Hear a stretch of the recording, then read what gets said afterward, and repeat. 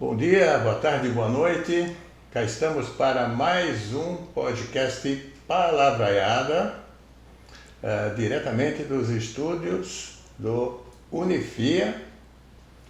E eu sou o Edgar Jorge e eu estou com meu parceiro de aventura. Quem é você mesmo? Que eu esqueci? Louco. Eu sou o Fernando Pagan. Olá, lembrei. Tudo bem, que Fernando? Bom, tudo ótimo. E com você, tudo bem? Também, tudo ótimo. E quem que a gente trouxe aqui para nosso deleite, para a gente conhecer? Nós estávamos conversando que ela não tem, no caso, muito contato com o público, nem com câmeras, nem nada. E é um prazer receber aqui Arminda Riolo. Seja bem-vinda ao nosso podcast aqui nos estúdios do Unifia. Muito obrigada pelo convite, é uma honra para mim estar aqui com vocês hoje. E aí eu quero já começar então perguntando para você a respeito, de onde você é, se você é amparense. Então contar já um pouco para nós, não a carreira profissional, porque se começar a falar sobre a carreira profissional, acaba o tempo. Então vamos começar assim falando quem é Arminda Riolo, criança e adolescente. Bem, eu nasci em Campinas, mas eu só fui lá para nascer também, né? E sempre morei em Amparo. Minha família é daqui, depois eu fui para São Paulo estudar. E a Arminda criança ainda é a mesma que habita, né? Aqui, sou daqui, sempre estudei aqui, fiz bastante cursos de artes na minha infância. Minha mãe era muito preocupada com a cultura, né? Então ela, há um ano já estava no palco dançando, estreiei com 1 ano de idade, com fraldas, com febre de 39 graus. Foi a estreia com 1 aninho nos palcos. Arminda, quem são seus pais que eu acho que eu não conheço? A Rose, né? Rosmarie Riolo, da Colmeia. E o Louro, né? Esse anjo na minha vida, que é meu pai. Eu conheço sim, pensei que não. Então tá bom. E quem mais da sua família? Pode completar o time? Tem meu irmão, Leonardo. Minha irmã Priscila. E tem agora a minha família, né? Sou casada vai fazer 13 anos e tenho 3 filhas. 3 filhas? 3 meninas, que são a minha cara. Que bacana. E aí depois então que você estudou então a princípio em São Paulo? Sim. Sim. Eu comecei a fazer teatro, eu me apaixonei pelo teatro no grupo Teatro ESP, que era um grupo espírita de teatro que tinha aqui em Amparo, ali no Sanatório Ismael, dirigido pela Rosiana Gerbi. E a Rosiana fazia produções muito bonitas e nós sempre íamos assistir. Minha mãe tinha escola Colmeia, todo ano ela trazia a companhia A Cia Santa de Campinas, então eu tive contato com o teatro desde pequena. Mas um dia, assistindo ao Mágico de Oz, nessa produção da Rosiana Gerbi, no Teatro ESP, mudou a minha vida.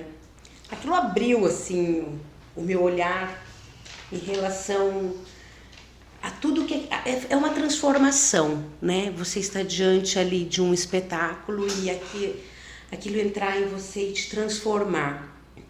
E a partir dali foi uma paixão avassaladora. E meu tio Antônio Carlos Ferreira, irmão do meu pai, um ator maravilhoso que fazia parte do grupo Gata, do Roberto Madureira.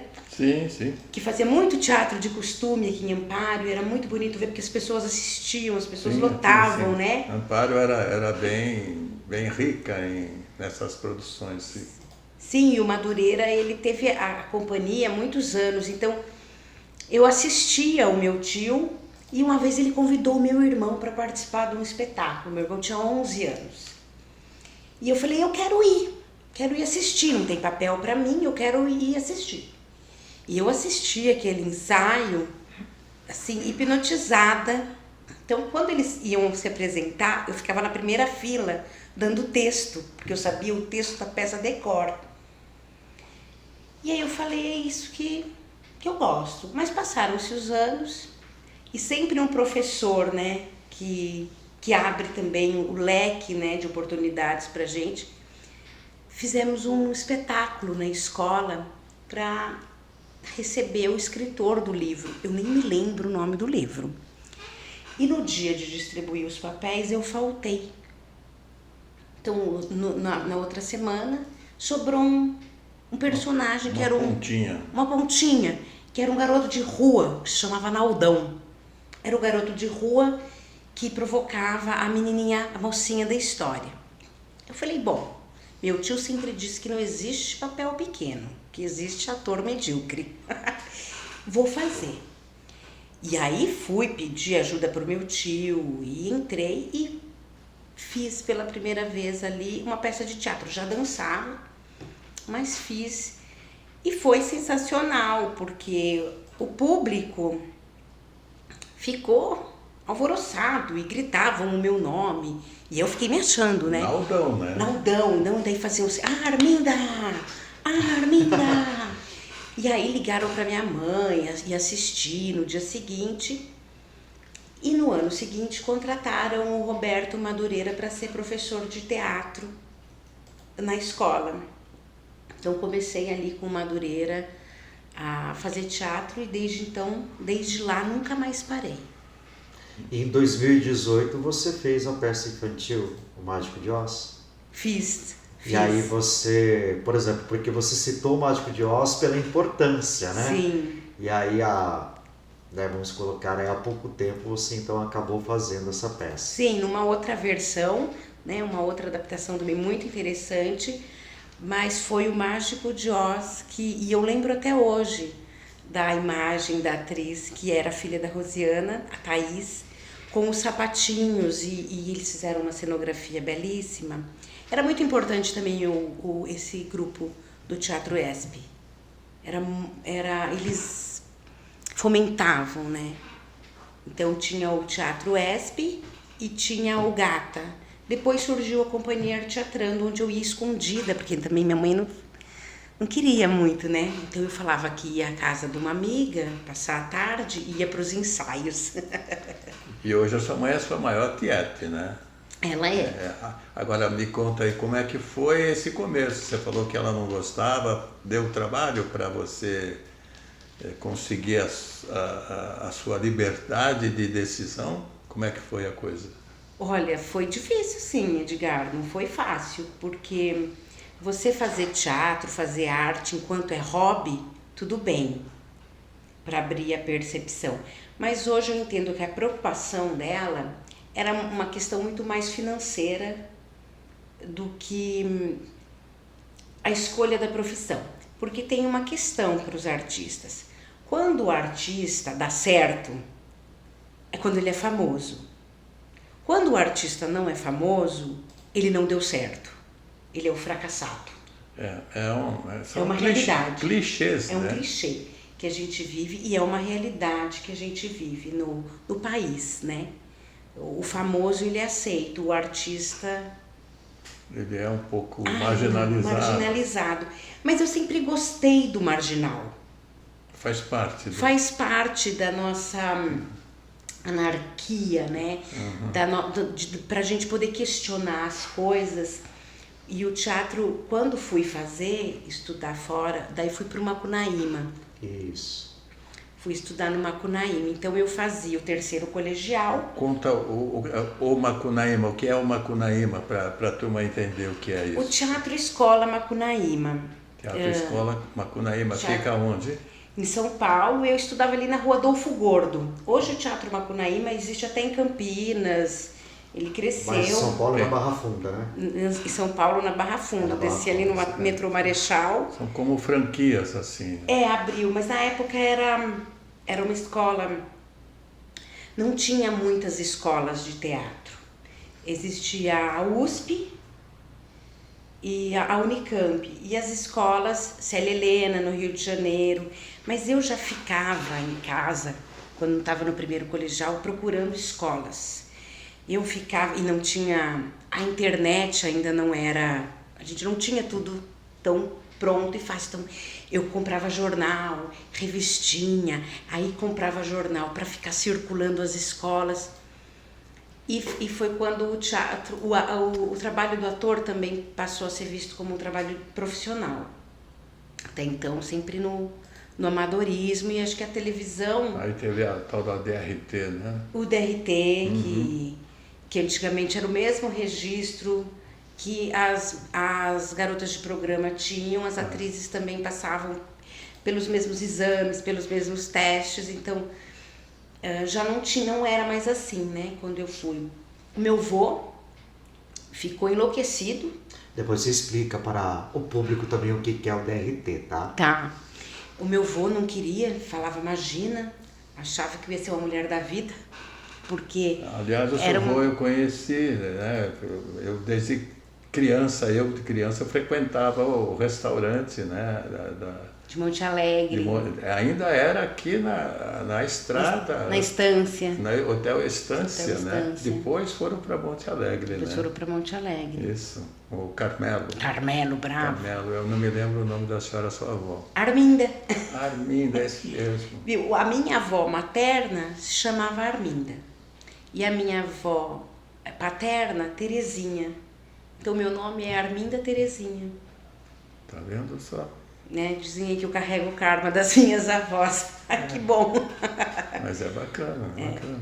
Então, a família não aceitou. E aí, teve uma vez que eu bati o pé, falei, eu vou. E aí, tivemos uma discussão acalorada na porta de casa. Os vizinhos já saíram pra frente, porque eu falava, eu vou fazer teatro. E aí, meu pai chegou pra mim e falou assim, minha filha, é isso que vai te fazer feliz? Eu tô vendo o louro. Eu falei, é. Ele falou, então vai, eu converso com a sua mãe. E depois que minha mãe aceitou, ela sempre apoiou. Fui morar em São Paulo, fiz o Macunaíma, fui aluna do Bacelli, que foi um dos atores do Antunes, que montou a grande versão da peça mesmo, o Macunaíma, né?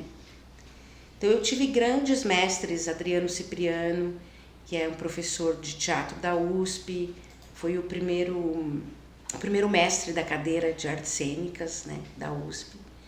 A Laura Lucci, professores assim que... Os melhores disponíveis Sim. na época estavam lá e você usufruiu disso. E aí fomos para fazer um intercâmbio em Moscou, foram selecionados alguns atores do Macunaíma, foi uma moça da Unicamp, acho que uma da USP também. E aí fomos para essa experiência maravilhosa para estudar no GITS, fazer um curso de férias, para conhecer ali o método puro do Stanislavski. Foi uma delícia. Aproveitando então, né, o DRT, né, explicar para o público.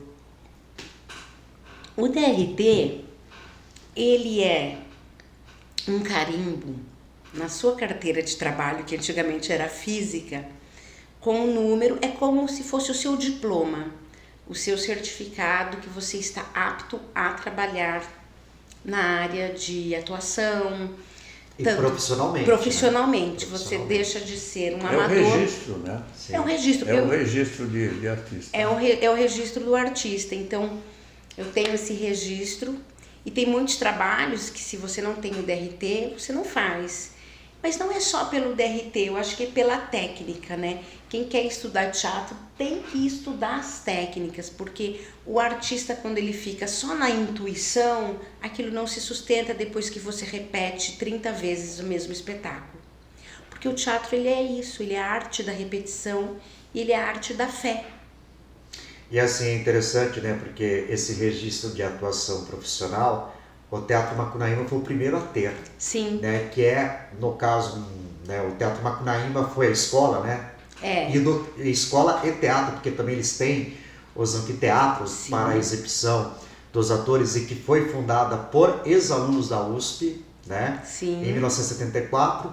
E quando a gente, por exemplo, né, o método, eu ia perguntar sobre o método, porque como o nome é de uma pessoa da Rússia, e eu não sei muito bem a pronúncia que você falou, então tem essa parte, né, porque ele acabou lançando 3 livros. Eu gostaria de conhecer um pouquinho esse método, o que você sentiu, porque você foi até a Rússia fazer esse intercâmbio, Eu acredito que tem tudo a ver, logicamente, por causa desse dramaturgo russo e que criou esse método, que foi implementado esse método na Escola Macunaíma de São Paulo, né? Que hoje você Sim. disse que há também em Campinas e em outros lugares. Stanislavski, ele organizou a vida do ator para ele conseguir atingir a interpretação realista, né? Porque a gente tinha pantomima e o teatro físico. E depois do Antonian, Stanislavski escreveu alguns livros colocando suas técnicas de como o ator deve proceder para fazer aquela verdade ser real, né?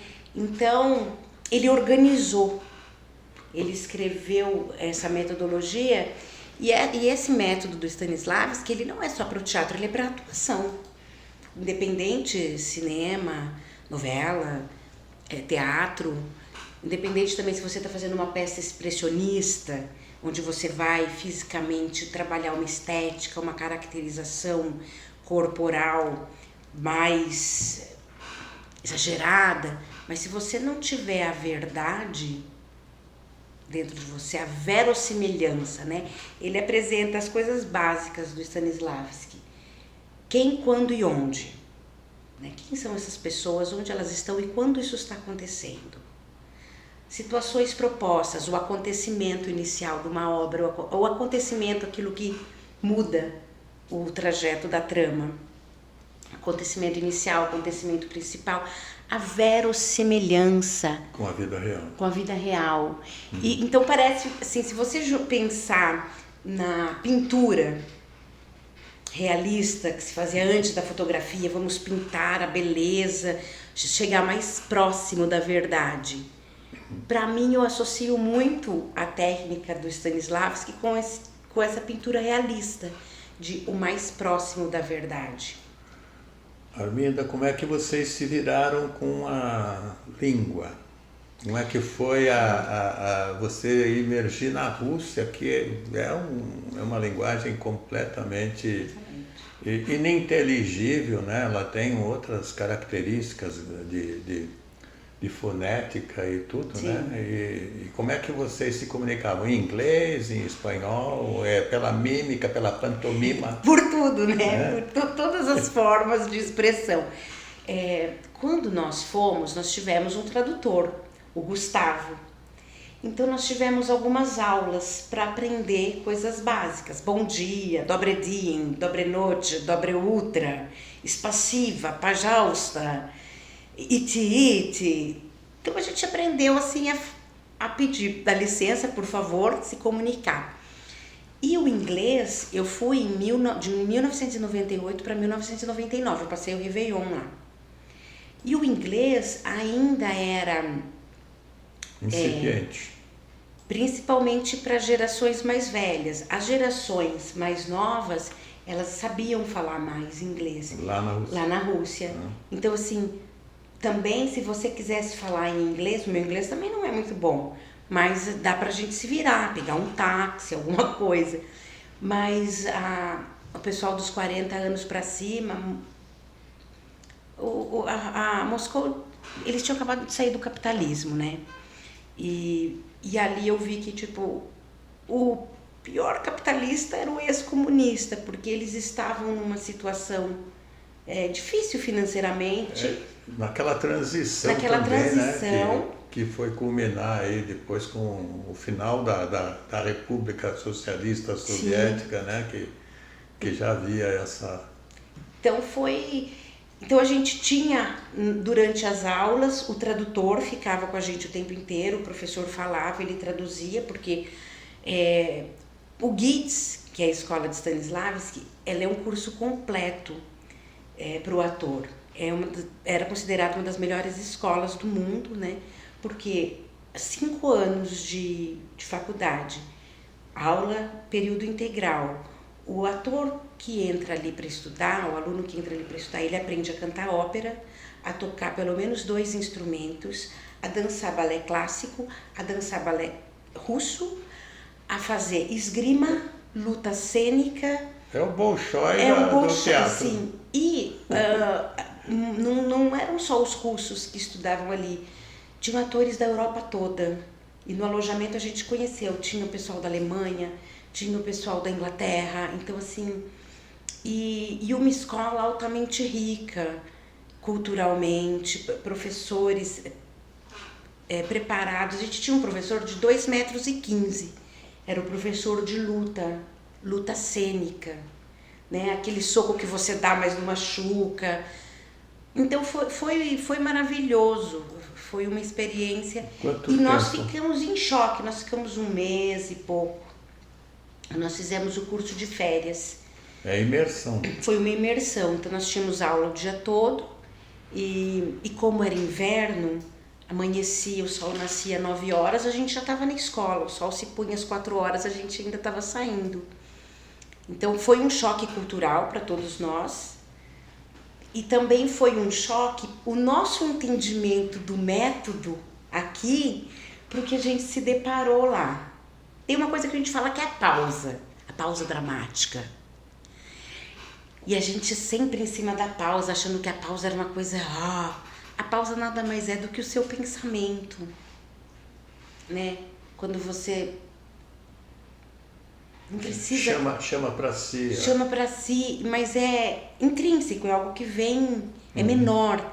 E o diretor, um dos diretores, ele era muito criterioso, mas assim, muito. E eu acho que ele queria estar de férias também, então ele não tinha muita paciência. Então ele fazia, apresenta uma cena, a gente dividia em grupos, todo mundo fazia cenas. Mas ele pegava um grupo só. E ele ficava 3 horas no primeiro minuto daquela cena. Aí a gente já tinha uns que já dormiam. Mas nessas 3 horas em que ele estava fazendo 1 minuto da cena, onde a menina olhava pela janela, as 3 irmãs do Tchekhov, olhava pela janela e falava assim, o que você quer comer? Aí ele falava assim, é assim que você fala com o seu namorado? Ele põe o dedo no nariz. E aí a gente ficava em crise, os atores ficavam em crise, não, eu não posso ser atriz, eu não posso ser ator, tá tudo errado, o que eu faço? Então o pessoal ficou um pouco chocado, mas ao passar do tempo, nas aulas, a gente foi percebendo o método, o puro, e como a tradução dos livros também acaba modificando o entendimento do que ele queria dizer, né? Porque a tradução do russo, né, para quem lê literatura russa, percebe claramente. Você vai ler um Dostoiévski, Crime e Castigo, dependendo da obra que você pegar, compromete completamente a compreensão. Terminando de responder, era para eu ser sucinta, Edgar, mas nós fizemos aulas de russo, então nós aprendemos a ler russo, mas a gente não sabia o que significava, então a gente lia as placas, mas lia as informações, mas o que significa? Então a gente contava com o tradutor e nunca podia ficar sozinho. Né? Por causa do regime? Por conta do regime e quando era inverno, e aí o tradutor que ia muito para lá, né? Ele falava assim, olha, existe no inverno roubos de rim, porque todos aqueles parques ficam cheios de gelo, então eles abordavam as pessoas, tiravam o rim e deixavam a pessoa no gelo. Então a gente ficou muito assustado. E também tinha uma questão cultural onde as mulheres não poderiam andar sozinhas. Toda mulher que sorrisse para alguém, ela estava se autorizando a ser abordada e ser assediada só que eu tive muita sorte na Rússia. Eu acho que eu poderia morar lá numa boa, porque eu era parecida com uma santa da igreja. E o muito engraçado que nós íamos pegar o metrô. Então nós trocávamos o dólar, né, o dólar que a gente levou por rublo, e foi quando o dólar e o real era igual, era R$1. 1 para 1. E quando eu estava lá, que foi muito rublo. Né? Muito rublo, gente. Foi com R$600 daqui para passar um mês. Dava para morar Que era tudo pago, né? A viagem era paga, mas a gente levava para alimentação. E aí um dia no metrô, uma senhorinha olhava para mim e fazia assim. E olha que interessante, minha mãe me deu um crucifixo ortodoxo. Eu nem sabia que era ortodoxo. Me deu um crucifixo e eu fiquei com aquele crucifixo a viagem inteira. Aí a mulher olhava para mim, no dia seguinte aquela mulher veio com mais 3 e se ajoelharam ali nos meus pés e começaram a rezar e falar, e aquela loucura. No dia seguinte, aí foram aumentando as mulheres. Elas iam trazendo outras mulheres e ficavam ali esperando eu chegar. Devoção, hein? Aí eu cheguei e falei, Gustavo, o que tá acontecendo? Daí ele foi conversar com elas, né? E elas falaram, ela é a Nossa Senhora, era Imaculada, da igreja. Eu falei, mas é ela, é igual, é muito parecida. Eu falei, gente, agora, né, você que canonizada aqui na Rússia, né? E aí eu não conseguia mais pegar metrô, eu tinha que andar de táxi, porque a legião foi aumentando.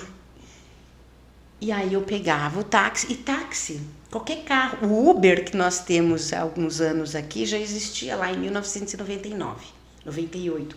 As pessoas andavam sempre na faixa à direita. Quem andasse na faixa direita era porque fazia táxi. E era bem barato, era uma forma das pessoas complementarem a rede. Né? Era carona coletiva, alguma coisa assim, ou táxi mesmo, né? Então eu tinha que ir de táxi para não. E aí fui à igreja. E não pude tirar foto, porque lá é proibido você tirar foto dentro das igrejas, né?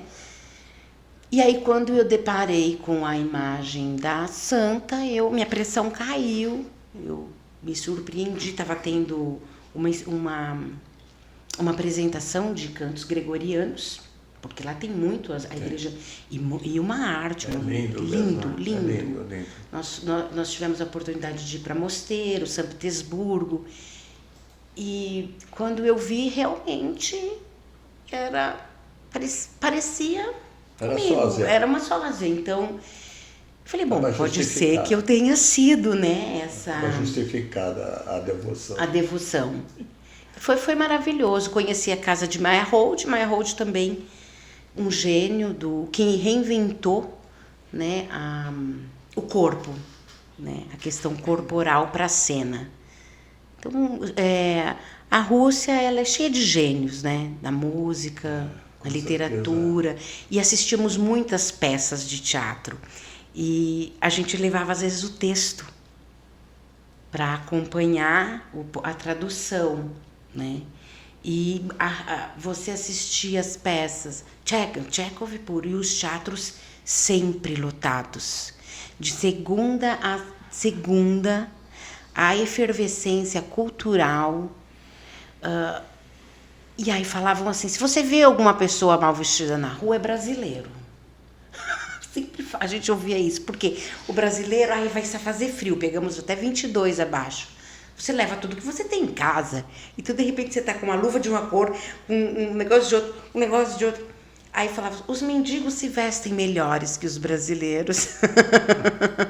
E a gente ia, assistimos muitos espetáculos, e assistindo as peças de vanguarda e fazendo o curso, eu consegui compreender um pouco do método, né? Consegui compreender o método. Ótimo. Porque até são 3 livros que ele lançou, né, que nós temos traduzidos aqui, que é a preparação do ator, a construção do personagem e a criação de um papel, né? E aí, aproveitando também que nós estamos falando a respeito dessa sua formação, você também fez, né, um curso de atuação para cinema, né, que foi no estúdio Fátima Toledo, que é muito conhecida, porque ela preparou o elenco para mais de 70 filmes, entre eles, né, Cidade de Deus, 4 indicações, né, para o Oscar, Tropa de Elite, Central do Brasil, filmes importantes. Então, ou seja, agora, falamos um pouquinho do teatro, e a experiência, então, no estúdio da Fátima Toledo? Eu tive uma experiência, eu entrei para fazer um curso rápido, de 4 meses. E aí tive um professor, Márcio Maciel, um grande professor. E ali eu tive contato com a bioenergética, que é um método também que se usa no teatro desde a década de 70, né? Que é um trabalho... E ela organizou esse método, né? Para fazer a escola, fazer esse método mesmo dela. E eu me encantei com o professor, com a genialidade e generosidade do professor e com a prática da bioenergética. Eu lembro, eu emagreci 27 quilos na época com essa prática, porque eu realmente descarreguei os nódulos energéticos. Diferente da música, que você tem um piano como instrumento, um violino é o seu instrumento, o instrumento do ator é o corpo e o seu corpo invisível, a voz. Então, aprimorar, para mim foi aprimorar o meu corpo. Foi muito mais uma experiência de imersão interior do que um estudo de interpretação. Então, aliar isso, depois acabou esse curso de 4 meses, eu fiz ali o curso de 2 anos e meio. Tive grandes professores também, não cheguei a ter aula com a Fátima, mas já tive feedbacks, tive palestras, mas a equipe dela era muito boa. E essa equipe foi o que me fez ficar até o final. E também porque era uma efervescência, eu estava parada e o ator nunca deve parar. Agora eu quero fazer mímica com o Luiz Lois, que deu aula no Macunaíma também, que é um grande mímico brasileiro, tem estúdio, ele nem sabe, eu sigo ele, eu faço os exercícios dele em casa e quero fazer esse curso, porque o teatro ele tem muitas linguagens, né? Mas o cinema sempre foi a minha paixão. Eu fiz um filme do André Stern como assistente de produção. Eu estava fazendo estágio lá na O2, porque conheci o assistente de direção, a produtora, o Fernando Meirelles. E tinha o assistente de direção... Fernando Meirelles, nome bem conhecido. Fernando Meirelles e o André Rosa, né? Que eram... Ali depois eles dividiram, tem agora a O2 e a O22 já há um tempo. E o Francisco, chamava Francisco Pogian, Chico Pogian. Ele era um aluno, ele fazia assistência de direção para o Fernando. E aí ele viu um dia uma cena e ele falou assim, nossa, quero conhecer você, E começamos a escrever um roteiro para fazer um curta. E aí ele me levou para a O2 e falou, venha fazer um estágio aqui. Então comecei a fazer estágio de publicidade. Mas eu achava muito chato, porque a gente tinha que ficar 2 horas esperando o tomate cair. Se o tomate caísse assim, tinha que gravar de novo. Se o tomate caísse assim... Então, a publicidade, apesar dela ter a arte cada vez mais na sua composição, não era algo que me atraísse. Não era atrativo, não. Mas dentro desse trabalho... Lá em São Paulo, eles alugam aqueles barracões, aquelas salas com escritório. E eu estava trabalhando com essa produtora, aí fui indicada para fazer um trabalho com uma outra produtora. E nesse prédio, do outro lado, tinha uma produtora que estava vindo filmar em Monte Alegre, Bodas de Papel, do André Stern. E falaram, vamos gravar perto da cidade onde a Arminda mora. Aí me colocaram em contato, eu fui, conversei, você faria assistente de produção? Sim, sim. Aí nós vamos gravar num hotel de Monte Alegre, no centro. Falei assim, esse hotel é da minha família. Então, o hotel já estava alugado. E para uma produção, quem conhece a cidade, a região, é muito importante dentro de uma produção, a produção local. Abre caminhos, né? Você tem contatos, claro. Né? Você tem contatos, você conhece... E aí eu participei desse filme e aí eu me apaixonei por cinema. Eu amo fazer teatro, eu venho do teatro, mas eu sou apaixonada por cinema. O fazer, e não importa, eu já cozinhei no cinema, a minha mãe cozinhava para Record e para o SBT em algumas novelas, né? E eu já fui ajudá-la também a fazer... Mas eu gosto de estar... Eu gosto de estar na frente, eu gosto de estar atrás das câmeras. Terminei o curso da Fátima e voltei para Amparo. Aliás, eu já estava em Amparo e viajava para fazer. Foi muito rico. A Fátima, ela tem um potencial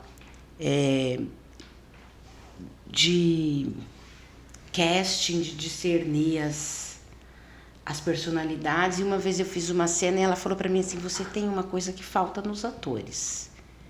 E ela escolheu a minha cena nesse dia. Ela falou: você tem impulso. Porque quando você faz a cena, você sabe tudo o que você vai dizer, você sabe tudo o que você vai fazer, você sabe tudo o que você vai falar. Mas você não pode entregar o jogo, é uma convenção. E o impulso, ele é sempre freado, porque já está tudo marcado. E aí, na hora de repetir, como é que você vai colocar esse impulso, aquela essência, aquele insight de novo? Com técnicas. Então, essas técnicas de respiração, da bioenergética, das meditações, tem gente que fala mal, tem gente que não gosta, mas para mim foi muito rico. Muito rico. Só para complementar, depois já passo a bola, de fato também essa questão da polêmica. Eu não ia perguntar sobre isso, mas você citou, né? Porque eu também já vi depoimentos de pessoas que questionam um pouquinho o método, né?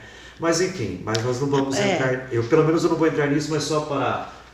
que eu não participei desses filmes onde diz que teve um filme que ela colocou as pessoas para ficar na casa e as pessoas tinham que fumar não sei quantos cigarros e não podiam tomar banho, e aí tem a questão, tem exercícios agressivos. Eu já participei de alguns exercícios invasivos, né, que não foram fáceis.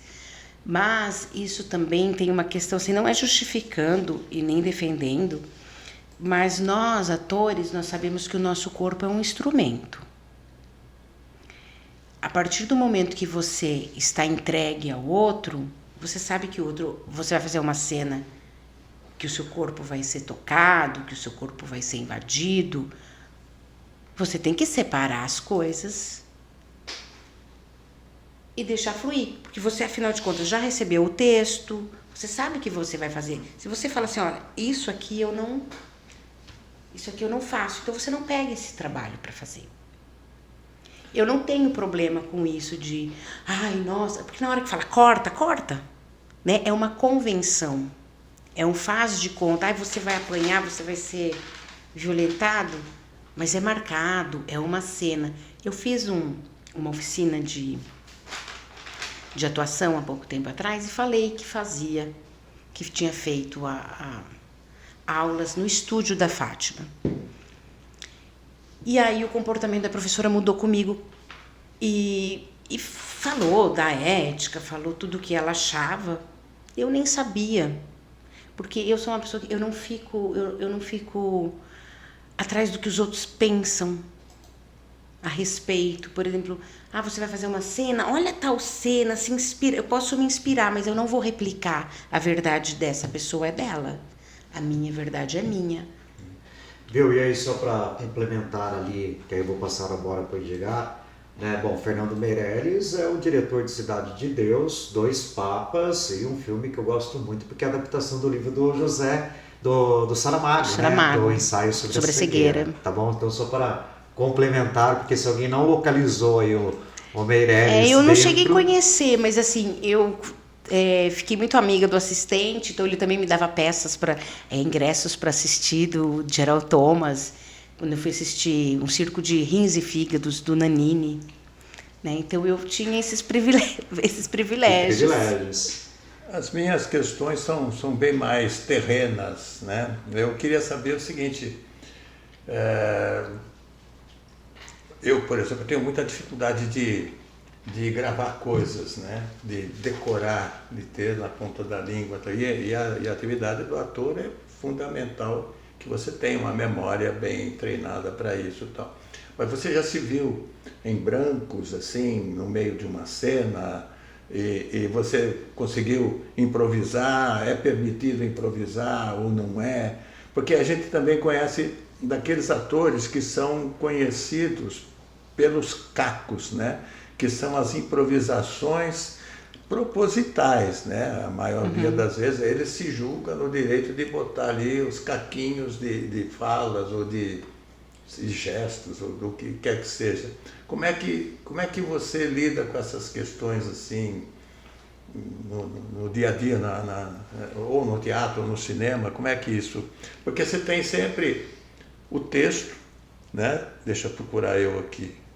Você tem sempre o texto a falar, mas por outro lado você tem um monte de pessoas, você tem um monte de máquinas, um monte de pessoas completamente fazendo outras coisas que podem tomar a sua atenção de algum jeito. Isso é uma coisa difícil de lidar? Ou você domina isso com o passar do tempo? Como é que isso funciona? Às Não vezes... sei se eu me fiz entender. Sim. Decorar o texto, decorar vem de decor, né? Ter de coração. Então, a partir do momento que você se apropria do texto, mesmo é um outro autor, uma outra pessoa que escreveu, mas a partir do momento que você vai dar vida, aquilo é seu. Aquilo é um presente, então você passa para a sua verdade, como ver uma obra de arte, né? Você vai olhar, aquilo vai passar pela sua experiência sensorial de vida, e aí você vai ter ou uma emoção, ou uma catarse, ou não vai ter nada, né? Cada um reage de uma forma. E o texto é assim, ele vai ser a sua verdade. E aí fica fácil decorar. Às vezes a gente ensaia uma peça, aí eu decorei o texto, aí vai chegar lá na hora daquele branco, principalmente assim, decorei essa semana, vou pro ensaio decorada, chega lá, você... Não funciona. Você fala, mas eu tinha decorado, isso sempre acontece, mas eu decorei isso. Quando a gente marca a cena no teatro, a ação física, da onde entra, a sua movimentação, fica mais fácil, porque você vai numa lógica. Já tem um contexto todo. Sim, você se ambientaliza e o seu corpo começa a viver aquilo, de fato, e aí fica mais fácil. Já tive branco, sim, ou quando o pior não é o seu branco, o pior é o branco do colega. Porque quando você teve o seu branco, você teve um branco, você já improvisa. E você tem que improvisar para não deixar, ou saber jogar, né? A Dercy Gonçalves é a rainha do caco, né? O Marco Nenini fala que uma vez ela falou para ele assim, agora eu vou sair de cena e você se vira. E ele falou, mas a gente tem... Improvisa. Eu quero ver do que você é capaz. E riu e deixou ele em cena. E ele fala que assim ele aprendeu a fazer comédia. Porque a comédia ela é matemática. Então, é muito mais difícil você improvisar dentro de um drama, para mim, do que numa comédia. Isso depende muito do diretor, os cacos. Né? Numa comédia, você põe um caco, mas tem ator que exagera, que vira refém da plateia, né? Porque tem ator que só quer agradar a plateia. Como é que chama aquele ator que fazia inclusive o Caco Antibes, né? O Miguel Falabella. É o rei do caco. É o rei do caco. E quando teve o Sai de Baixo, eu me lembro que aí eu fazia o teatro escondido da minha mãe, e aí quando ela descobriu, eu falei, vou fazer, e fiz. Nós fomos viajar, a gente tinha uma peça na Companhia Arte Teatrando, que foi a primeira peça que eu participei. A companhia tinha 1 ano. Quem Matou Valentina Valentine. Uma peça do Alexandre Cruz. Uhum. E éramos todos os iniciantes e tínhamos aquele gás, aquela vontade. Fizemos um cenário super bonito, a Kelly fez um cenário super bonito. E nós fomos viajar para festivais. Primeira peça. E aí eu fui indicada, junto com a Eleonora Lucas, também a bailarina, minha amiga, que fazia a peça. Nós duas fomos indicadas para atrizes. E aí foi aí que a minha mãe, daí tinha um dos jurados, era um ator famoso, o filho do Sérgio Mambert.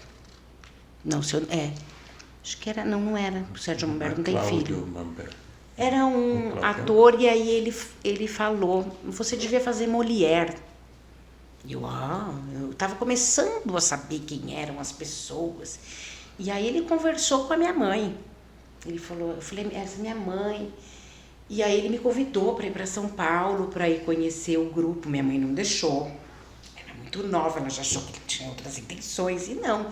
E ele deu um feedback do trabalho e falou para ela, mãe, coloca ela para estudar numa escola de teatro. Ela tem a coisinha, né? Ele falou assim, ela tem a coisinha. E por que eu tô falando isso? Porque no Valentina Valentine era uma comédia rasgada e ainda não tinha lançado o Sai de Baixo. E nós já fazíamos coisas que depois o Sai de Baixo, como aquilo, stop, real, cheio de cacos e brincadeiras. Aliás, o Alexandre Cruz, a gente precisa, né, deixar aqui uma palavra de homenagem ao grande Alexandre Cruz, né, que é um dos... É um escritor, é o esteio do teatro aqui em Amparo, né? Não sei se sozinho, mas ele é um dos principais, né? O Alexandre, ele tem uma luta 29 aí... anos. De 29, a companhia fez 29 anos. Ele estará aqui um dia conosco aqui 29 também. 29 anos. E o Ale, ele tem um talento para escrever que... Quando ele escreveu Os Vivos e os Mortos também, ganhou prêmio de melhor roteiro. Aí foi que compramos iluminação, as coisas. E a gente já usava essa linguagem que depois de algum tempo o Sai de Baixo começou a usar. E foi muito interessante porque quando um grupo de teatro do interior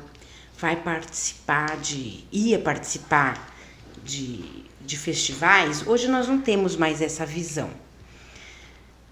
Aí se esperava sempre um teatro de costume dos caipiras. E aí nós chegávamos com Lorca, Nelson, Sagarana, nós fizemos o Sagarana, A Hora Veja Augusto Matraga. Que para mim foi um dos espetáculos que eu mais amei fazer. É uma obra... Que até se foi premiada pela Hora em vez de Augusto Matraga. Sim.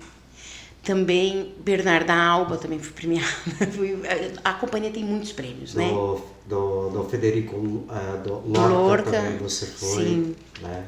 Nós estamos falando da Companhia Lázara, né? Agora é a Companhia Lázara. Né? De Companhia Lázara de Teatro. Eu entrei na companhia quando a companhia tinha 1 ano com esse espetáculo. E depois ganhei também, fui premiada nesse primeiro espetáculo no Festival de Bragança, como destaque. Foi maravilhoso e nós tínhamos aquela garra, né, de jovem que...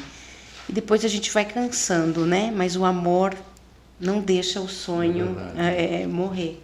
E aí tinha essa questão de... são do interior, mas olha a pesquisa que eles têm, né? E os textos... Quando você é respeitoso, né? O teatro é respeitoso, tanto né? Que...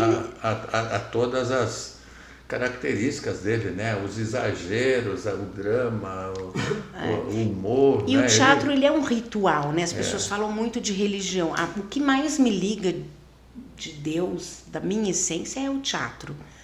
Porque a religião, ela olha para o Deus lá, ou que está longe, ou que está no céu.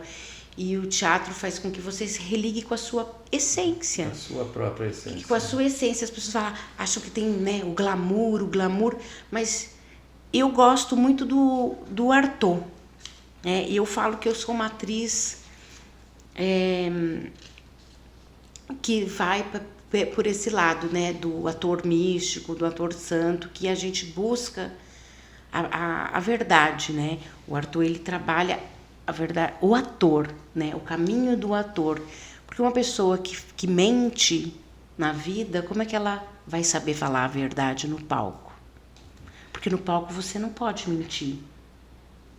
Porque senão quem está vendo vai saber que você está mentindo. É interessante. O Artaud, para mim, ele é... Essa colocação...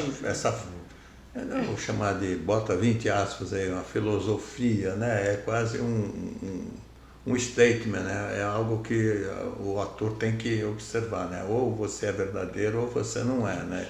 E em não sendo, você vai ser percebido. Sim, e essa palavra observação, o trabalho do ator começa na observação. Na sua própria observação e com o mundo, né? E a descoberta de como o seu corpo interage no espaço. E aproveitando essa colocação e também a questão da improvisação que você disse lá no início, mas assim, eu já interrompi em vários momentos, mas eu não fiz isso porque eu fiquei curioso. Eu sinto a mesma coisa. Né? Eu fiquei curioso em fazer algumas perguntas. Então, eu iria falar sobre a Companhia Lázaro porque já foi citada, mas eu quero voltar na questão da improvisação. Porque acredito que nas aulas, bom, você é professora também. Na verdade, eu acho que uma das últimas vezes que nós nos encontramos foi em um colégio, né? Foi no tema, você estava dando ali, né, dando aula, e nós não tínhamos o mesmo horário, mas nos encontramos ali. Então você é professora também de teatro.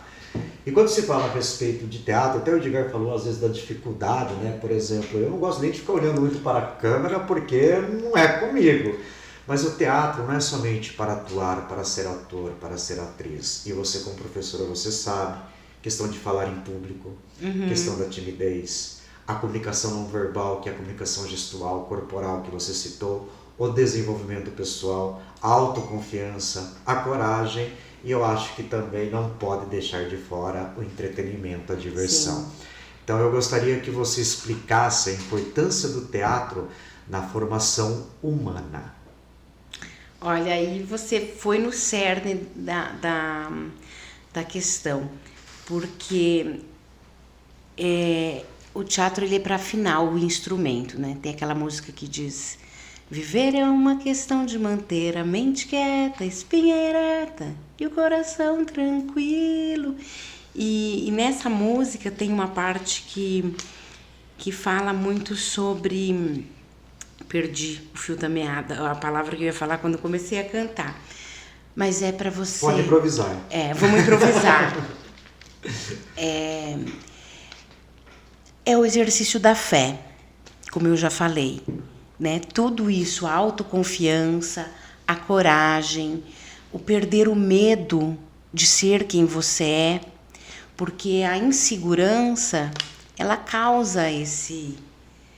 eu não vou conseguir falar, eu não sou desenvolta, eu não sei me portar em público. Tudo isso é uma questão de você acreditar em você. Tudo é uma questão de fé. E o teatro, com a sua dinâmica, com os jogos teatrais, com os exercícios, ele faz com que a pessoa comece a ser livre dentro do espaço mental, corporal. Que nós falamos, existem... Espacial. E assim, como interagir. Então, assim, você entra numa aula de teatro, tá todo mundo assim... Aí as pessoas, nossa, mas parece um manicômio. Sim, nós estamos enlouquecendo sob controle. Porque nós precisamos nos conhecer. Então, assim, a bioenergética... por que eu emagreci? Por que me toca? Porque... tudo está no corpo. As nossas memórias não ficam só no cérebro. Às vezes você está numa massagem, você aperta um ponto, você lembra de algo que aconteceu há 4 anos atrás, e aconteceu na sua infância. Está lá no seu corpo. Está guardadinho. Está registrado. Está registrado. Então, as aulas, eu falo que o teatro, e quem vem, faz as aulas, fala assim, todo mundo devia fazer. Por isso que muitas pessoas procuram a arte terapia, né? O teatro, eu não sei falar em público. Não é do dia para a noite, às vezes não é em 1 mês, em 2 meses que essa pessoa vai. Porque fez 2 aulas de teatro vai falar em público, não. Cada um também tem um tempo. Porque se não existe entrega nas aulas, o aluno também não atinge o esperado de, agora eu sei falar em público. É um processo, apesar de ser coletivo, da gente trabalhar o coletivo... O conhecimento é individual. O conhecimento é individual. Cada processo, às vezes tem exercício que eu posso dar para um ator e não posso dar para outro aluno. porque eles estão precisando trabalhar coisas diferentes. Se eu ativar você é uma pessoa ansiosa, se eu deixar você mais agitado, mais eufórico, trazer meditações que vão te deixar inquieto, aquilo não vai te fazer bem e eu não vou ter resultado. Então, o autoconhecimento, os jogos, por que os alunos... Eu dou aula na Escola das Artes. Eu tenho 4 turmas na Escola das Artes e 5 turmas no Floripes, porque também dou aula de contação de histórias. Então, quando você vem com jogos, com as brincadeiras de concentração, de coletivo, as crianças ficam alucinadas, porque falta brincar. O brincar foi se esvaindo. Se perdendo, né? E o brincar no teatro é de extrema importância. Quando você está jogando um vôlei, quando você está jogando uma peteca, quando você está brincando, você está presente. Você não está pensando o que você vai comer depois. Você não está pensando o que virá depois. Você está no presente. E a maior causa de ansiedade que a gente tem... Quando a gente vive no futuro. É o medo do futuro. Então, se você não representar, nem é isso que colocam, que significa, mas eu brinco, porque para mim é isso. Representar, estar presente. Interpretar, estar internamente presente. Mas não é só presente de corpo físico. Eu estou presente. E aí, trabalhando as diversas técnicas, os diversos exercícios, o aluno vai se soltando. Se soltando, ele vai se descobrindo, ele vai se conhecendo. E entre os artistas, entre os alunos, é uma coisa muito gostosa que acontece, porque os artistas, eles formam a sua própria família. Eu tenho a minha família, a minha casa, mas quando eu estou com os artistas, eu estou em casa, porque a nossa essência vem da mesma origem. Então, nós conseguimos dialogar sem muitas palavras. Então, é de extrema importância o teatro, não que a pessoa queira ser um ator ou ter uma pretensão, mas entrar em contato consigo traz... Eu me conheço, eu tenho fé em mim, então eu sou seguro. Então eu vou saber me comunicar, né? Eu vou saber controlar o meu nervoso, porque dá aquele frio na barriga. Quando eu não tenho frio na barriga de entrar em cena, eu já começo a ficar nervosa. Eu falo, e alguma coisa vai dar errado, porque eu não tô nervosa. Porque a adrenalina é aquilo também que mexe com você. Eu estou curioso, eu vou ter que intervir aqui para a gente, já que você fala que dá aula, você dá aula, né, de teatro no Floripes e na Escola das Artes. As suas filhas, elas seguem o mesmo caminho seu? Elas são minhas alunas, sim. São suas alunas? São minhas alunas, nós já fizemos filme juntas, já fizemos séries. Se elas quiserem seguir a carreira de atrizes, eu ia amar. Você vai estimular. Vou. Eu acho que eu também. A Isabela, que é a mais velha, ela é tímida, mas quando ela vai para o palco, ela consegue se desenvolver tranquilamente, segura. Eu conheço um garoto, não de próximo, mas uma criança autista que vai para o teatro e se sente totalmente dominando o personagem que lhe coube, né? E ele está bem feliz ali no meio. Eu tenho uma aluna autista e se ela não falasse que era autista, ninguém saberia. Diria. E ela já me impressionou no primeiro dia, porque ela tem segurança. E aí eu pedi um exercício do elemento. Naquele dia, todo mundo teria que levar um elemento seu e contar aquela história, um objeto que gostasse, um objeto importante.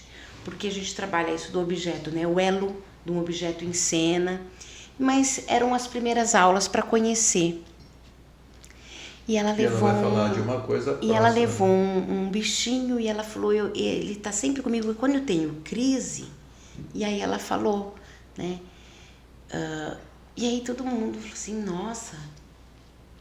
E aí a gente começou o processo, ela escreve, ela domina o palco, e aí quando faz montagens de cena, e às vezes a gente subestima as crianças, né? Eu não subestimo, às vezes eu dou exercício para criança de montagem de cena como eu dou para adulto. E eles conseguem. Sempre citando Stanislavski, a estrutura, e eles conseguem formar cenas. Hoje, essa turma, eu falei, se vocês vão fazer uma cena do pote vazio, que nós estamos montando lendas chinesas com essa turma. Eu quero fazer o pote vazio, quero ver a compreensão de vocês e a movimentação, porque também não gosto de faz assim. Primeiro eu peço para que eles mostrem a verdade deles, e em cima da proposta do aluno eu trabalho, porque eu acho muito importante o aluno às vezes escrever o que ele quer falar de texto, porque isso valida a voz dele. Né? No Florips, vocês vão fazer as frases, vão falar de ecologia nessa cena e tal. Mas será que vai dar certo? O resultado é fantástico. E aí, em cima do que eles apresentam, porque também não adianta você falar, ai, faz assim. Ai, não gostei. Eu vou fazer, você vai falar.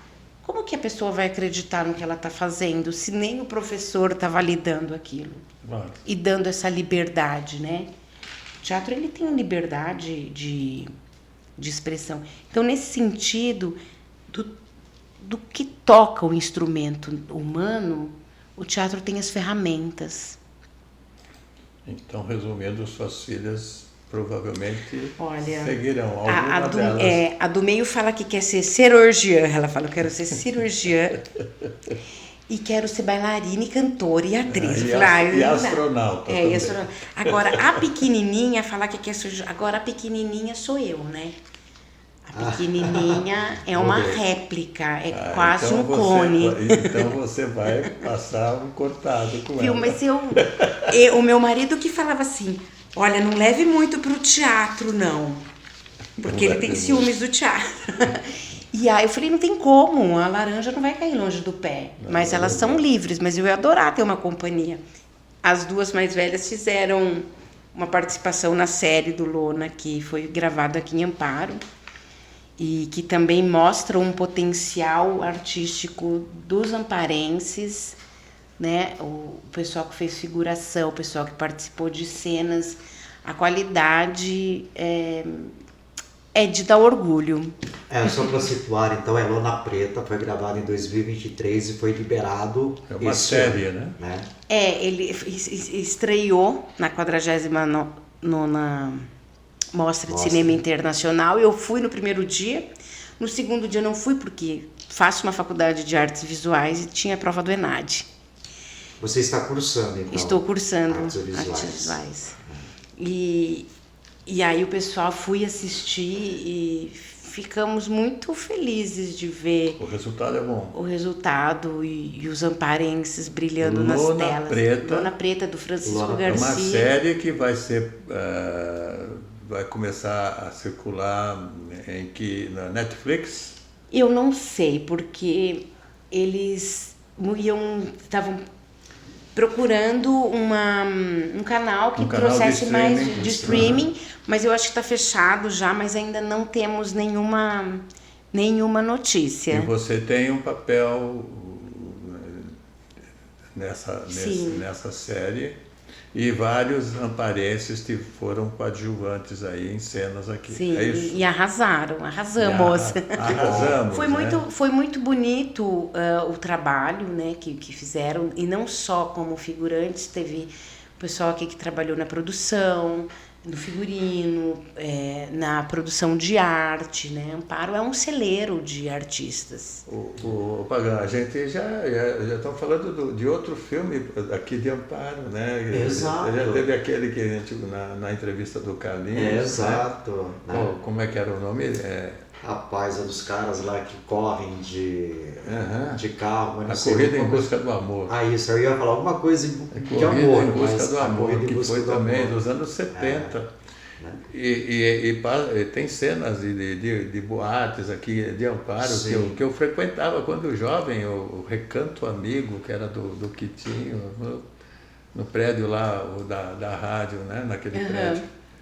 Não cheguei a conhecer. Não, mas Também não. Eu também não. Eu não era nem tranquila. Eu não era nem nascido na época. Sei. Mas eu você conheceu pelo filme, né? Mas eu ouvi dizer. Ainda bem que o filme foi remasterizado. É legal quando, né, novelas. Agora Amparo está no circuito, né? Está aqui até, por exemplo, né, o filme, se for gravado aqui, já até nessas leis de incentivo à cultura já ganha uma pontuação por causa disso, né?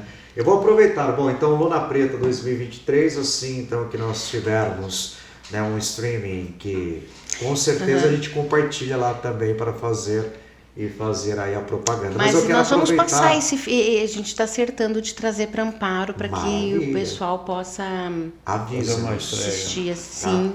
E aproveitando então de filme, porque assim, Edgar, eu, infelizmente, com muita dor no coração, mas eu vou fazer minha última pergunta, porque parece que não, mas já passamos de 1h05. Tá bom? E a minha última pergunta... É a sua última, né? Porque eu tenho uma pergunta ainda para fazer. Você tem. Ó, a gente vai trazer o Alexandre aqui, não vai dar para conversar sobre a Companhia Lázara, mas eu quero deixar aqui também, né, essa citação, porque eu conheço, né, eu conheço, não só eu, um monte de gente conhece, mas assim, o trabalho que vocês fizeram e fazem. Então eu até estava colocando aqui várias peças teatrais, mas aí eu não me lembro também se era tudo da Companhia Teatrando da época, que hoje é a Companhia Lázara, mas ó, Curtiço, Dom Casmurro, Libertinagem, Alto da Barca do Inferno, A Vida Como Ela É, do Nelson Rodrigues, eu assisti um monte de vezes, Milk Shakespeare, A Farsa da Boa Preguiça, do Suassuna, enfim, Alto da Compadecida. Eu não vi isso daqui, mas eu acho que você foi diretora do Rei da Vela, do Oswald de Andrade, que é uma peça fantástica. A gente não vai conseguir conversar sobre isso, mas eu vou para a Turma da Rua 15. Porque já que você falou mais do cinema e menos, né, do teatro em termos de paixão, é interessante porque a Turma da Rua 15 é uma adaptação de uma obra infanto-juvenil do Marçal Aquino, que é um escritor amparense, mas também o interessante é o envolvimento de 159 alunos em uma oficina que foi feita na escola onde eu estudei, que é a Maria Aparecida dos Santos Castro, a Escola do Figueira. E aí eu gostaria, então, essa minha última pergunta vai em relação a esse comentário sobre o que foi trabalhar uma obra de um escritor consagrado, né, principalmente consagrado nacional e internacionalmente, amparense, e a Turma da Rua 15 trabalhar também com alunos e, enfim, foi feita a filmagem e tudo mais. Esse filme, ele nasceu de um chamado de um professor da escola, onde os alunos estavam fazendo vídeos, e ele entrou em contato comigo. Arminda, você poderia vir dar umas oficinas, umas aulas? Falei sim, e aí fui fazer um trabalho voluntário. Ele é casado com uma amiga minha, e aí ele falou, nossa, o pessoal gostaria tanto de fazer algo, né? Fizeram uns vídeos, e o interesse dos alunos, o interesse do professor chamou muito minha atenção. E aí ele falou, vamos fazer um projeto, Arminda? Eu falei, vamos. Porque eu também fiquei tomada, né, de vontade de levar para aquelas crianças a realização e em que elas pudessem ter uma vivência. Então eu escrevi um projeto, chamei a Ana Luísa Garritano, porque nós fizemos 2 curtas. Quando eu voltei para Amparo, a Ana Luísa Garritano é formada em cinema na FAAP. Em cinema na FAAP, veio para Amparo, nos conhecemos e abrimos um curso de cinema. Eu tinha acabado a Fátima Toledo, ela acabado a faculdade, nos juntamos e fizemos o curso Imagem em Ação, 2 versões. A primeira fizemos um filme Sobe e Desce, que foi gravado no elevador do prédio do Circuito das Águas, da Rádio Circuito das Águas, na época. E o outro, A Herança, que foi uma experiência muito legal, onde eu roteirizei as ideias. Fomos para o Mapa Cultural, também ganhamos menção honrosa. Fomos chamadas de David Lynch do interior. um filme, um curta bonito. E aí chamei a Aninha, chamei a Patrícia Aranha, maravilhosa, a Pati, chamei o Alexandre e formei uma equipe e falei, vamos fazer com a galera. E aí nós dividimos as oficinas, então teve oficina de produção, teve oficina de arte, né, para fazer a parte da cenografia, teve a oficina de roteiro com o Alexandre Matheus, não lembro se ele estava, e eu na preparação dos alunos. E aí foram 100 e poucos alunos, né, e o Marçal, maravilhoso, cedeu, entramos em contato, e cedeu os direitos, e aí com mínimo de grana, né, com R$700 para cada um no bolso, o dinheiro ficou mais para a equipe, porque equipamento é caro. A Aninha trouxe uma equipe de São Paulo, tivemos alguns atores convidados, mas foi um projeto que envolveu 159 crianças, e foi um projeto que aconteceu depois de um outro projeto que nós fizemos do Shakespeare com alunos do Rangel, do Luiz Leite e do Figueira também, que foi um projeto onde eles apresentamos alguns espetáculos, foi um projeto belíssimo, que fiquei sabendo 2 anos depois, pela dona Wanda, que o projeto tinha ganhado como um dos melhores projetos de arte e educação do estado de São Paulo, e nós nem ficamos sabendo disso. Então foi esse momento, e assim foi uma surpresa, porque hoje um dos alunos, dos participantes do elenco, faz teatro comigo, é bailarino, e os relatos de como aquilo mudou a vida de algumas pessoas, teve pessoas que foram estudar cinema, que estudam cinema hoje fora. Então, como a arte é importante dentro da educação, né? A arte, ela é capaz de transformar. Enquanto a educação, não digo educação, não estou falando amparo, estou falando isso no sentido macro, né? Nós precisamos perceber que a arte ela tem que estar mais dentro das escolas. Com toda certeza. Não é? Você é professor, você sempre levando os alunos ao teatro, todas essas peças de teatro-escola que nós fazemos. E vai vir mais teatro-escola aí lá pela Escola das Artes também, que estou fazendo Marinheiro, Homens de Papel, e viram algumas outras. Eu vou aproveitar que você falou de que teve... Você pode perguntar para ela quais são as novidades também? Claro, pergunta. Você quer perguntar quais são as novidades, é isso? Então pergunta. Quais são os novos projetos? Perdão, mas aí eu preciso perguntar. Então você falou aí as peças teatrais, mas quais são os novos projetos então da Arminda?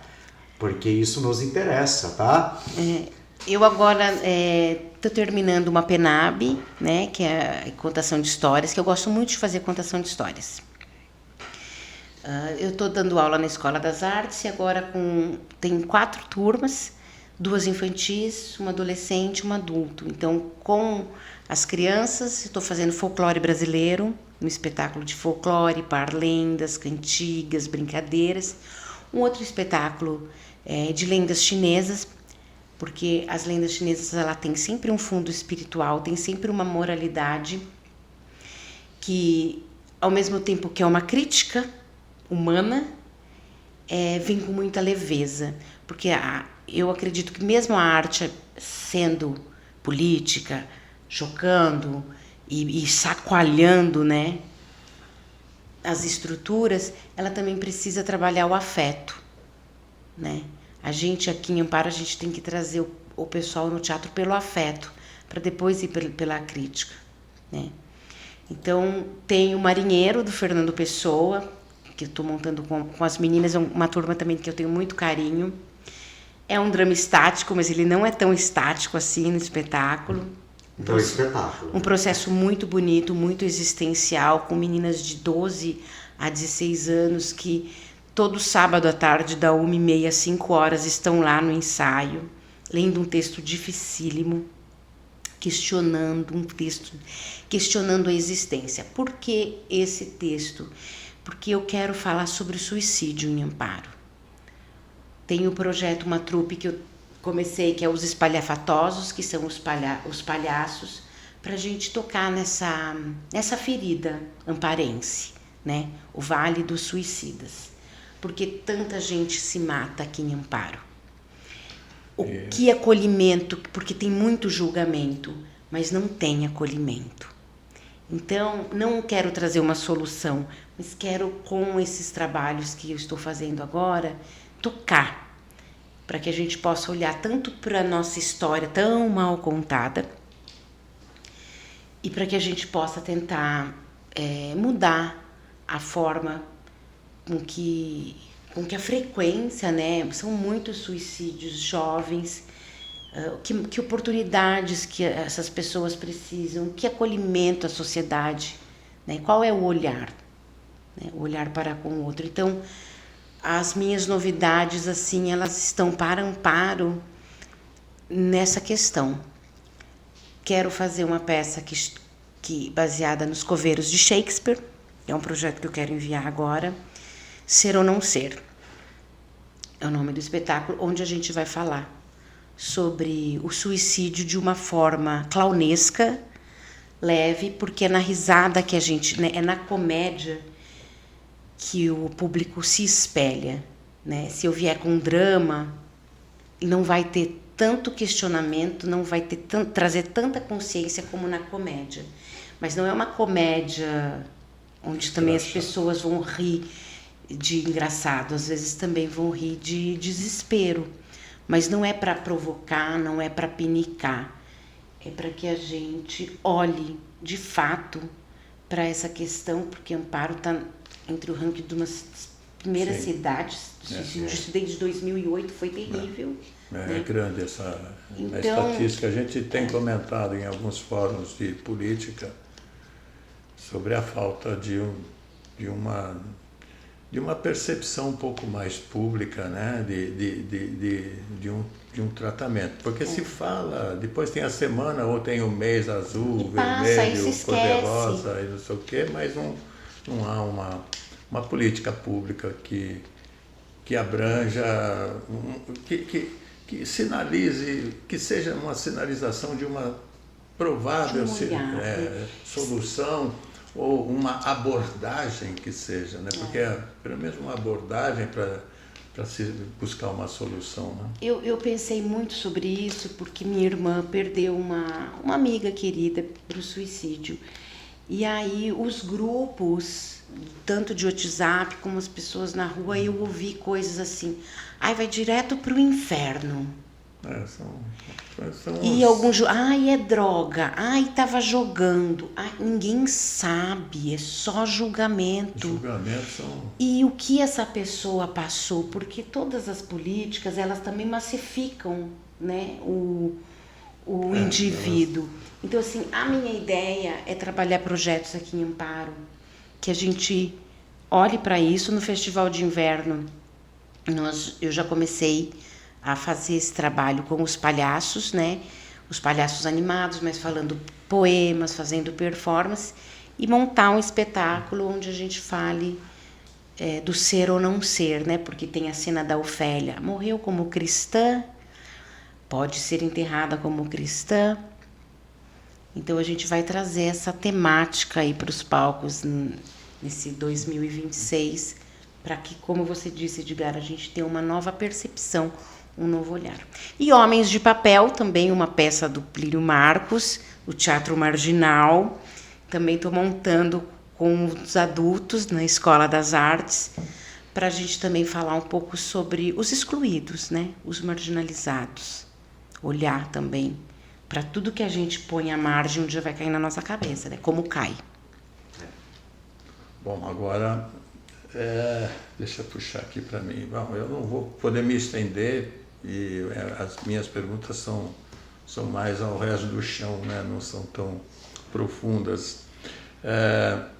Eu queria saber o seguinte: é possível viver da arte cênica? Né? Se couber uma resposta curta. E eu queria também uma opinião, assim, de um fato que é momentoso hoje em dia, que é a briga jurídica, né, do Antônio Fagundes com as pessoas que compram o ingresso, e ele não permite que eles adentrem ao teatro depois que a peça começou. Então já teve vários processos e ele ganhou todos, né?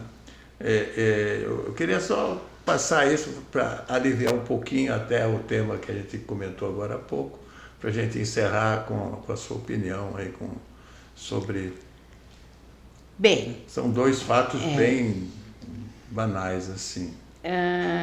Viver das artes cênicas é possível, mas eu vejo que aqui em Amparo a gente não vive, a gente sobrevive. Para quem não é famoso, né? Que nem é muito difícil mesmo, a gente tem que ir atrás. Mas assim, ó, tudo que você faz com amor, você consegue. Mas assim, para mim não tem sido fácil não, Edgar.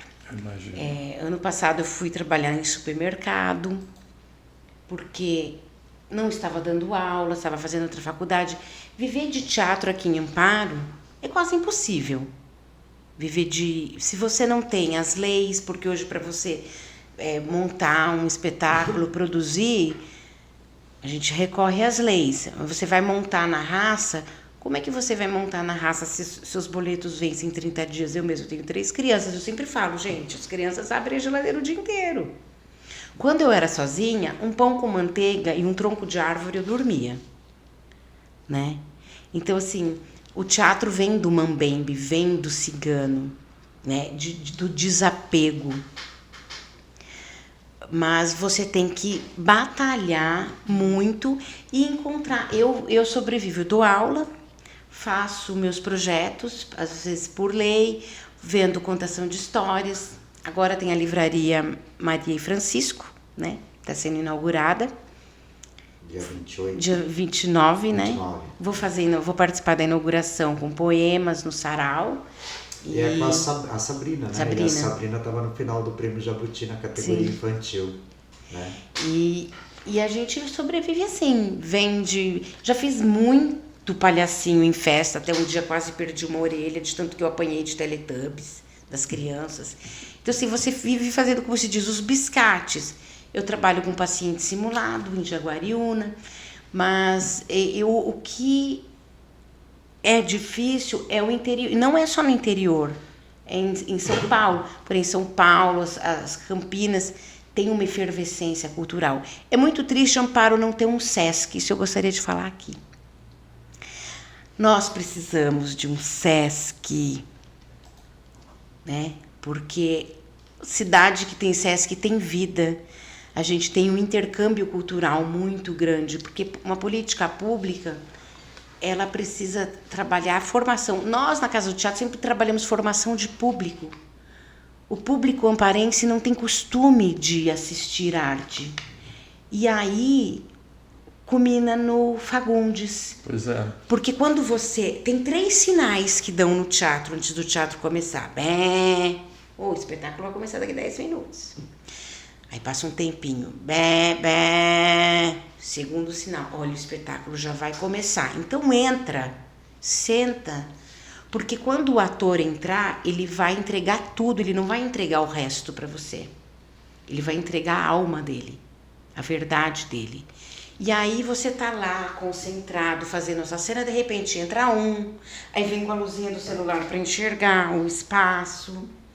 É desrespeitoso para com o artista, né? É desrespeitoso para com o ator você entrar no meio do espetáculo, assim como é desrespeitoso você sair, né? Porque acontece, eu não quero, tá chata essa peça, eu vou embora.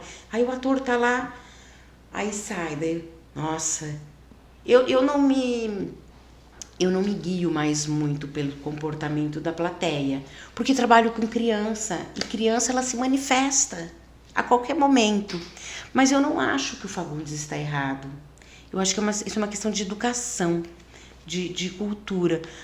Se você chegou atrasado, poxa, você não vai assistir o espetáculo. Posso complementar?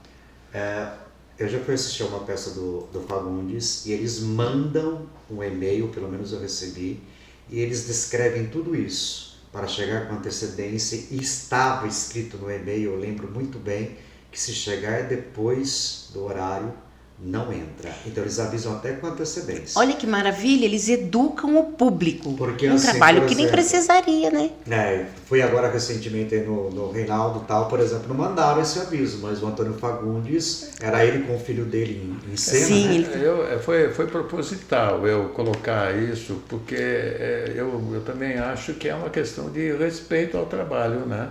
Sim, é uma questão de educação. Ator, né? É a mesma coisa o professor, ele está dando aula lá. Aí o aluno chega atrasado, interrompe, desconcentra, não Porque desconcentra as só pessoas ele. pensam assim, eu estou pagando, eu posso tudo. Não. Mas essa é a mentalidade mais moderna, né? E infelizmente tomou conta, né? A pessoa acha que porque paga pode fazer qualquer coisa. A gente vive ainda, né, nesse o pequeno poder, né? As pequenas vilanias, os pequenos poderes. E não tem a ver com dinheiro. Mesmo você vai num espetáculo gratuito, você deve chegar no horário, chegue antes. A gente sabe que acontece, mas ele faz um papel de educar o público. Né? Se ele vier aqui em Amparo, gente, será que ele apresenta? Provavelmente não, né? Bom, Edgar, gente relevante, papo interessante e gente interessante com papo relevante. E hoje nós vamos ter aqui um final bastante, né, na expectativa, porque nós vamos ter aqui uma dramatização, uma leitura de Cora Coralina, é isso? Eu adoro a Cora, né? Eu acho a Cora um exemplo de inteligência, né? De paciência, uma mulher que foi escrever aos 70 anos. Imagina se ela tivesse aprendido a escrever aos 8, né? A quantidade de obras maravilhosas. E a Cora, ela tem a simplicidade. Eu faço esse poema sempre no final da minha contação. E porque é um poema também que fala muito sobre mim, assim, eu me identifico, né? Posso? Será um prazer. Quer se dirigir à câmera? Humildade, de Cora Coralina. Vou fazer a avó Dorica, que era minha bisavó, que é a personagem que eu faço para fazer esse poema, tá? Eu adoro fazer, que ela é a minha bisavó que eu conheci.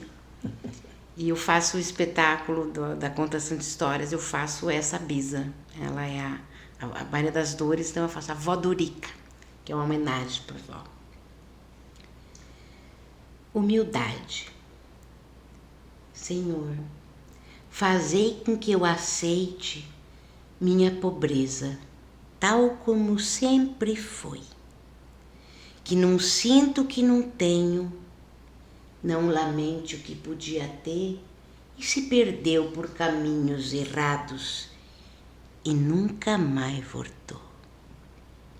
Dai, Senhor, que minha humildade seja como a chuva desejada, caindo mansa, longa noite escura, numa terra sedenta e num telhado velho. Que eu possa agradecer a vós, minha cama estreita, minhas coisinhas pobres, minha casa de chão, pedra e tábua remontada, e ter sempre um feixe de lenha debaixo do meu fogão de taipa, e acender, eu mesma, o fogo alegre da minha casa, na manhã de um novo dia que começa.